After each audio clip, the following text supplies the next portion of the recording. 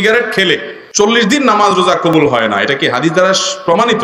ধূমপানকারীর মুখ থেকে যে দুর্গন্ধ হয়, ধূমপানকারী নিজে যারা আছেন, আমি মাঝে মধ্যে বলি ভাই, নর্দমার কাছে ড্রেনের কাছে গিয়ে একটু ড্রেনের গন্ধটা শুকে এরপর নিজের মুখের গন্ধটা শুকে দেখেন যে ওইটার চাইতে আপনার মুখের গন্ধ মারাত্মক। আমি একবার ঢাকার এক হাসপাতালে মসজিদের পাশে সালাত আদায় করতে দাঁড়াইছি, আমার পাশে একজন দাঁড়াইছে, তার শরীর থেকে যেই গন্ধ, আমি চিন্তা করলাম এই লোকটাকে কিছু একটা বলা দরকার, কিন্তু বললে মাইদ্যরও খাওয়ার ভয় আছে।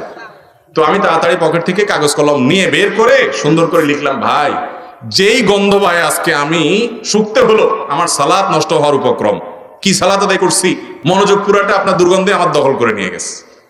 তো আল্লাহর রাস্তায় আল্লাহকে ভয় করেন, এটা আর করেন না। এটা লিখে কাগজটা আমি সাইডে রেখে, সেই সালাতের মধ্যে আছে এই অবস্থা, আমি তার সামনে রেখে আইজো দৌড় কাইলো দৌড়,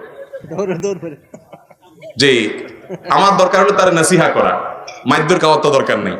তো নাসিহার কাজ তো হয়ে গেছে, লিখে দিয়ে আসছে। ভাইরা আমার, যারা ধূমপান করেন তাদের মুখে এরকম বাজে অবস্থায় তৈরি হয়। পৃথিবীতে ক্যান্সার এখন এত ব্যাপকভাবে ছড়াইছে, আমাদের দেশের কথা যদি আপনি বলেন, ঘরে ঘরে জনে জনে এখন পরিবারে পরিবারে ক্যান্সার। এবং ক্যান্সারের অন্যতম বড় কারণ হলো এই ধূমপান এবং জর্দা।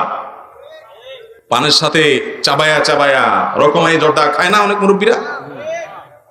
ইবনে মাজার একটি বর্ণনা আছে, সেটি হলো যদি কেউ মাদক সেবন করে, মাদক গ্রহণ করে এবং এর ফলশ্রুতিতে সে নেশাগ্রস্ত হয়ে যায়, 40 দিন যাবত তার সালাত কবুল হবে না, ইবাদত কবুল হবে না। তো ধূমপানটা তো, এটা তো এর ফলে এক নম্বর কথা হলো মানুষ আসক্ত হয় না, মাতলামি করে না, মাতলামি আসে না। দ্বিতীয় কথা হলো যে ধূমপান এমনিতে নাজায়েজ এবং গুনাহের কথা, সেটা নিয়ে কোনো সন্দেহ নাই। কিন্তু এটা এরকম না যে এটাকে মাদকের মধ্যে ফেলা যায়, এবং এর কারণে আসকারা হাদিসে আসছে, শুধুমাত্র শারিবাল খামার না, মান শারিবাল খামার ফা আসকারা, পদ পান করলো এবং নেশাগ্রস্ত হয়ে গেল, তার 40 দিন ইবাদত কবুল হবে না। অতএব ধূমপানকারীর জন্য এটা প্রযোজ্য না, কিন্তু এর মানে এই না যে ধূমপান করা জায়েজ কাজ বা গুনাহ হবে না, এটাও অবশ্যই না জায়েজ এবং গুনাহের কথা। নোংরা একটা জিনিস এই ধূমপান, বিষপান, লেখাই আছে যেটা স্বাস্থ্যের জন্য ক্ষতিকর, তারপর আবার পয়সা দিয়ে কিনে খাই। আল্লাহ তাআলা আমাদেরকে বুঝার তৌফিক দান করুন। এই নোংরা জিনিস খাওয়া যাবে না ভাইরা। কিন্তু 40 দিন ইবাদত কবুল হওয়া না হওয়ার যে হাদিস, সেটা এই ধূমপানের ক্ষেত্রে ফিট হবে না। অনেক রাত হয়ে গেছে, আর দরকার আছে দিলে তো সারা রাত দেওয়া যাবে যেগুলো আছে। তো আপনারা অন্য কাজ সারেন না, অন্য কাজ না, আপনি ওই যে ভাই আছেন, ভাই কথা বলবেন, অন্য আলেমরা আছেন। হ্যাঁ